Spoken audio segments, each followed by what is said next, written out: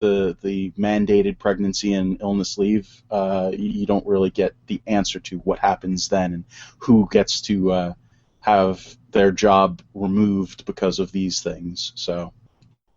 Right. Well, I will admit I did not listen to the State of the Union. I haven't listened to one in years. I've read transcripts. However, I did not get to read this transcript because the link that I was given didn't work. So I'm going to do the smart thing. And because I have been referencing Tony Katz, I'm going to go back to Tony and just read through some of his tweets, because that is the appropriate way to experience the State of the Union address, is through tweets. Because what some clever people do is they go back and they look at their notes from previous State of the Union addresses and they compare. And this is like, what, the sixth now? Is this number 6? Where we're... I was going to say, it's like a fruitcake. It's like the traditional fruitcake. Yes. Every year we have the same fruitcake, except every year it's got different decorations on it. So that's all it is. It's the same fruitcake. Yes. Yes. So here he says, Tony's tweeting in response, "No threat is greater than climate change." Great, said ISIS. So apparently that line went out there. They're talking about apparently some poverty programs. Tony responds, "Haven't we proven that capitalism is the best way to eradicate poverty?" Well, if you ask Bono, he'll even tell you that. So I know that President's rather fond of Bono. Let's see. Here's Obama not talking about radical Islam.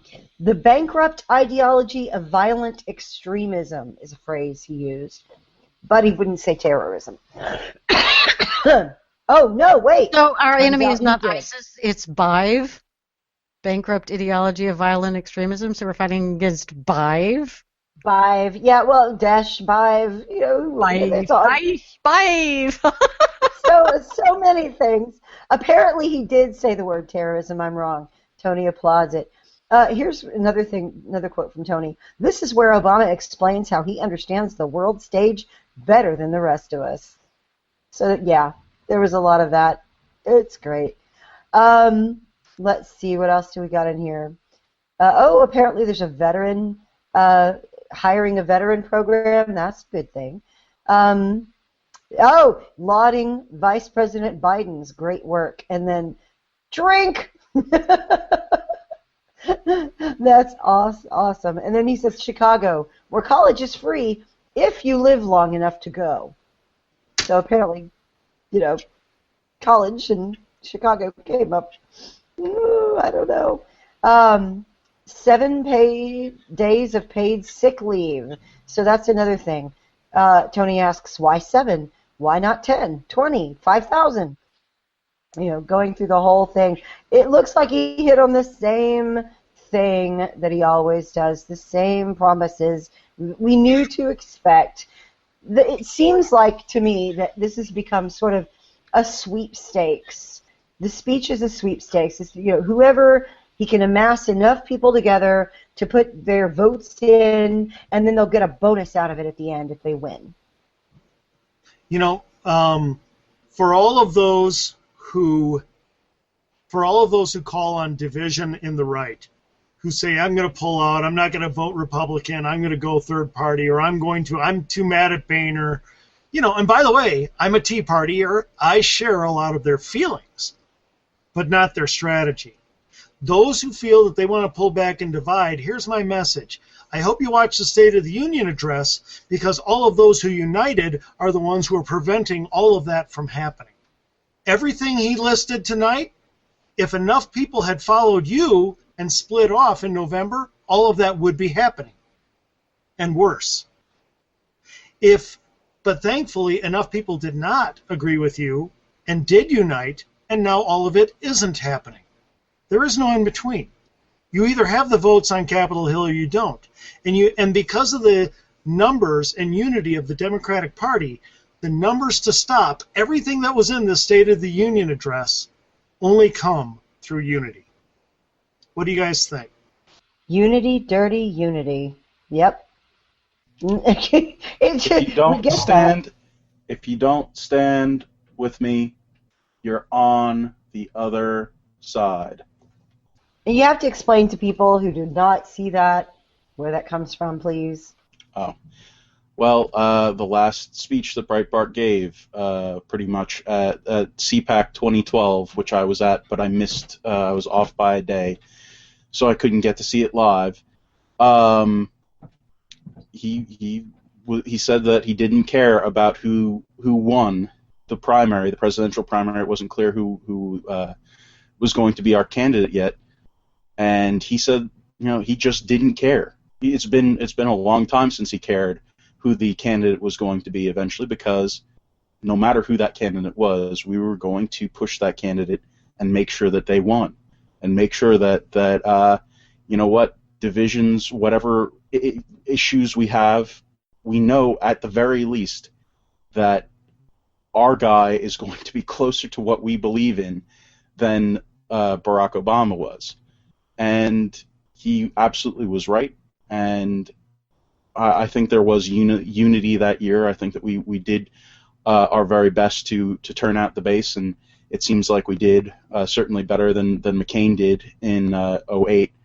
But that's the thing. If you haven't had a chance to look at that clip, it'll be in the links at the in the description at the end of the show, and maybe floating around here somewhere, because it's just an excellent thing to watch. But that was the unity speech to end all unity speeches, and it was a great one.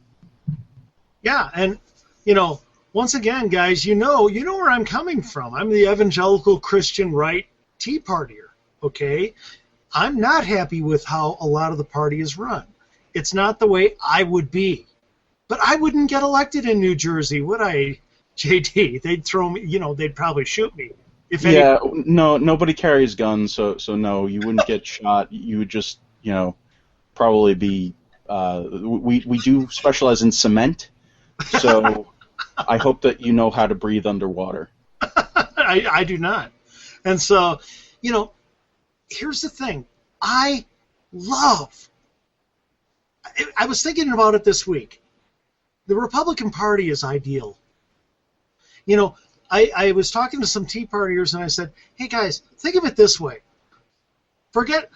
Think for a moment, take a step back and look at this country as it is. This country has spent several decades being fully indoctrinated by the big three: academia, entertainment, and the media. All right? You've got a country that has no notion overall of its foundings. That's why you can always do those funny man-on-the-street interviews and questions. People have no idea of their foundations in this country, overall, the majority.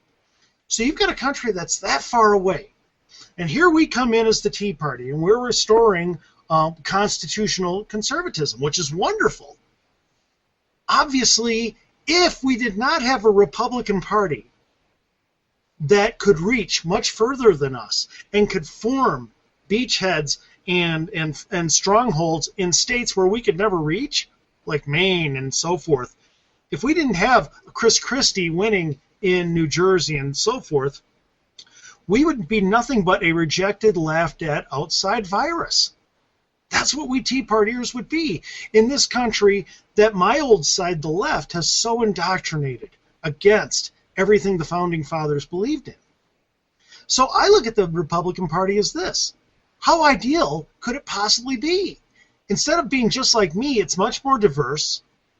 I disagree with various aspects of it, but it reaches much further than I can reach, and it establishes strongholds in all these states where somebody named JD in a state like New Jersey can actually listen to me, and I can listen to him, and we can learn from each other on Tuesday nights and influence one another and move the needle of public opinion. None of that happens if it's just the Tea Party and just people like me and Ted Cruz. None of it happens. It only happens with the Republican Party as it is currently constructed. I think it's ideal. And of course, you mean that because I'm more conservative than you, right? You're frightening. Okay, as long as we're on cool on that, I just want to make sure. Do you still burn Uh, witches there? Do you burn witches? I mean, you're close to that area. no, that's up north a bit. I know. It's a drive. We don't like them very much either, so it's like, not worth it. Um, But Speaking of, you don't like them because of sports teams, though, right? Not because of being like Massachusetts and stuff. right, it's a sports thing. Yeah, absolutely, and we won't talk about that. My condolences to the Pate family. Thank you. Were robbed. I wasn't going to go there, but I'm glad you did. Okay. Oh, no. I'm okay. Actually, we went out and had the funnest presentation a couple hours after that. So we were over it in no time and had a ball. It's okay, guys. We'll be back. It's all good. Awesome. And it's good to know that you got your presentation. That the presentation went well.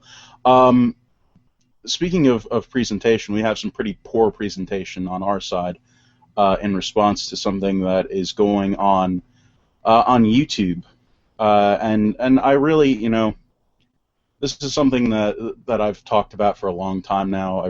I've written about it, and I've done other shows about it, and that is how the conservative movement doesn't use YouTube very well. I mean, we're obviously a show that is on YouTube right this very second, but we are an internal memo. We are not doing something to broaden our base via cultural stuff. We're strictly a conservatives talking to conservatives thing. Certainly we have some liberal viewers, but it's political wonk stuff. It's not fun, happy, culture-y stuff that we discuss Tuesday nights. We hope people are entertained, but that's not our main goal. Right. But there are lots of people who I know it's shocking, who use YouTube as a way to entertain people, who make their livings, in fact, by going out there and making videos that millions and millions and millions of people watch. And 3 of those people are actually going to get a chance. 3 of those YouTubers, and no, they have that's not a type of potato. You don't put it in stews. 3 of these YouTubers are going to actually interview the President of the United States. They are going to interview, and this is not the first time that this has happened. And actually, earlier last year, I should say, the President sat down with a bunch of YouTubers. This year, it's going to be a smaller thing. It's going to be 3 YouTubers. It's going to be Bethany Moda, who I believe is a fashion YouTuber, does a lot of fashion videos, how to get certain looks, whatever. Hank Green of the Vlog Brothers, who is one of the real seminal video vloggers on YouTube, and he's got a ton of different things across multiple channels. He does a science show. He does just a vlog with his brother, which is a widely watched thing. It's huge, and these guys have millions of views. And Glozell is a comedian who does funny skits on YouTube. And this was brought to my attention by Julie Borowski. She posted this on Facebook, this article from teaparty.org or BizPack Review. It says, I think it might be a repost from BizPack Review, but the fact that it got posted on teaparty.org is really, it's not something I'm happy about. I'm going to post the link in the chat. And basically, the point of the article, which is called "Keeping It Classy," Obama interviewed by 3 YouTube, by 3 what is it? It's amateur. That's what it is. Amateur YouTube personalities, and the picture is of Glozell in green lipstick, which is her trademark, and she's a comedian. This is her thing. And it's just like, really, guys, you're going to be this dismissive of something that is a I mean, it's a widely respected art form at this point. It's something that